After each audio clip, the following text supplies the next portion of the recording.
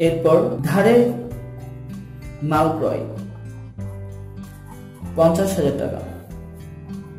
যখন কোনো মাল অথবা পণ্য ক্রয় করা হবে সেক্ষেত্রে ক্রয় হিসাবকে ডেবিট করতে হবে, কারণ এটা তোমার জন্য একটা খরচ 50,000 টাকা।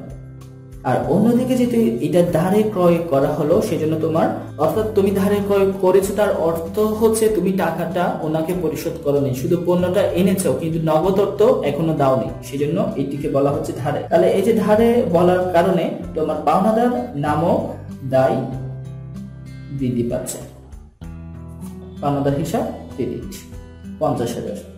তাহলে ক্রয় হচ্ছে তোমার জন্য এক্সপেন্স বৃদ্ধি পাচ্ছে সেজন্য ডেবিট, আর অন্যদিকে পাওনাদার হচ্ছে তোমার জন্য লাইবিলিটি, সেটাও বৃদ্ধি পাচ্ছে, আর পাওনাদার যদি বৃদ্ধি পায় সেটা ক্রেডিট, যেটি আমি কিছুক্ষণ আগে তোমাদেরকে দেখিয়েছি। আর এক্ষেত্রে আমরা দেখতেছি এক্সপেন্স যদি বৃদ্ধি পায় ডেবিট, আর লাইবিলিটি যদি বৃদ্ধি পায় ক্রেডিট। অন্যদিকে এক্সপেন্স যদি হ্রাস পায় তাহলে ক্রেডিট, দায় যদি হ্রাস পায় তাহলে ডেবিট, উল্টো রিভার্স। এরপর আমি যে ট্রানজাকশন দেখছি এটা হচ্ছে ব্যাংকে জমা করা হলো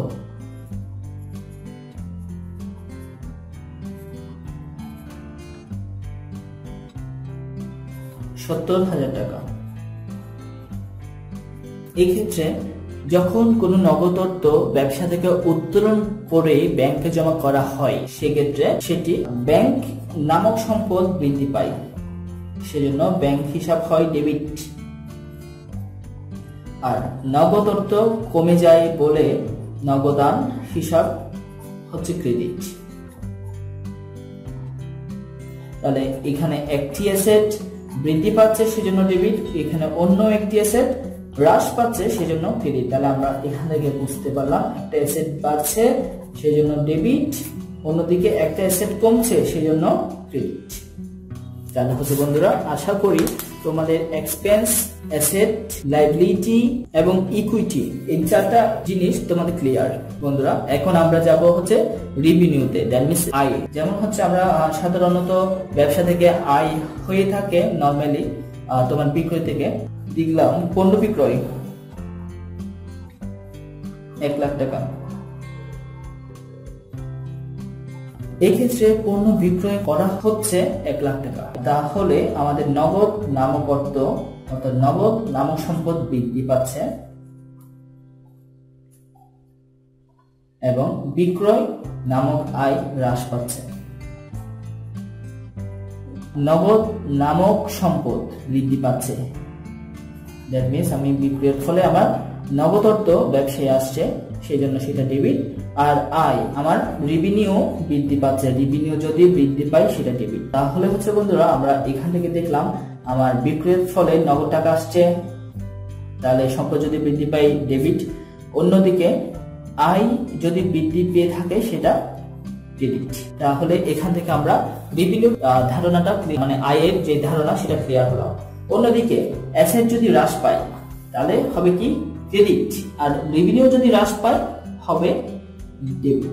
এখন হয়তোবা তোমাদের মনে প্রশ্ন আসতে পারে রেভিনিউ কিভাবে হ্রাস পায়? যখন কোনো একটি বিক্রয় এই যে এখানে 1 লাখ আপনার বিক্রি হলো, এটা আপনার ভুলে উনি লিখে ফেললো 1,10,000। তাহলে এই যে 10,000 টাকা যেটা এক্সট্রা লেখা হলো সেটাকে আবার ডেবিট করতে হয়, দ্যাট মিন্স বিক্রয়কে আপনাকে কমাই দিতে হচ্ছে।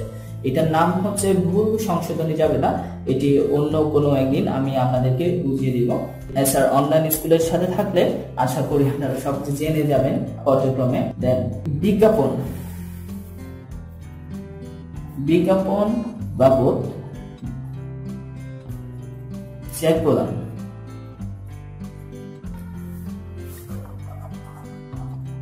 লাখ টাকা। এখানে প্রথম যেটি তোমার হচ্ছে হিসাব সেটি হচ্ছে বিজ্ঞাপন হিসাব, আর আমরা জানি বিজ্ঞাপন একটি খরচ, সেজন্য একটি খরচকে বৃদ্ধি করছে, সেজন্য এক্সপেন্স যদি বৃদ্ধি হয়ে থাকে সেটা হচ্ছে ডেবিট।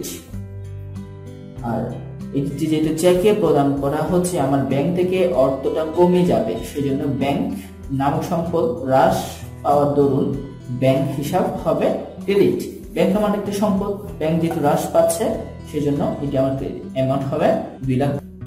এই ক্ষেত্রে আমরা দেখছি এক্সপেন্স নামক ব্যয় বৃদ্ধি পাচ্ছে আর অন্যদিকে অ্যাসেট হ্রাস পাচ্ছে। এরপর কমিশন। কমিশন আমরা এটা নিয়ে দুটো ট্রানজাকশন লিখবো। প্রথমটা হচ্ছে কমিশন হচ্ছে দেয়া হলো 50,000 টাকা। কমিশন যদি ব্যবসা থেকে প্রদান করা হয়ে থাকে সেটা ব্যবসার জন্য একটি খরচ, ওই জন্য কমিশন হিসাব হবে ডেবিট, যেহেতু আমার খরচ বৃদ্ধি পাচ্ছে। আর অন্যদিকে আমার নগদ অর্থ চলে যাচ্ছে, নগদান হিসাব হবে ক্রেডিট, আমার অন্য একটি অ্যাসেট হ্রাস পাচ্ছে। তাহলে এই ক্ষেত্রে আমরা দেখলাম আমার এক্সপেন্স যদি বৃদ্ধি পায় সেটি হচ্ছে ডেবিট, আর অন্যদিকে অ্যাসেট যদি হ্রাস পায় সেটি হচ্ছে ক্রেডিট। আরো একটি হচ্ছে ট্রানজাকশন, সেটি কমিশন হচ্ছে পাওয়া গেল। কমিশন পাওয়া গেল 70,000 টাকা। এই ক্ষেত্রে আমি যখন কমিশন পেয়ে থাকবো তখন হচ্ছে আমার ব্যবসায়ীর নগদ অর্থ বৃদ্ধি পাবে, তাহলে নগদান হিসাব ডেবিট এবং কমিশন হিসাব হবে ক্রেডিট। এটি আমার জন্য হচ্ছে রেভিনিউ। আমরা উপর থেকে যেটি হচ্ছে আমরা এই ট্রানজাকশন থেকে যেটি দেখতে পাচ্ছি আমার অ্যাসেট বৃদ্ধি পাচ্ছে। অ্যাসেট বৃদ্ধি পাওয়ার ফলে আমার অ্যাসেট যদি বৃদ্ধি পেয়ে থাকে সেটি ডেবিট এবং কোনো রেভিনিউ যদি বৃদ্ধি পেয়ে থাকে সেটি ক্রেডিট হয়।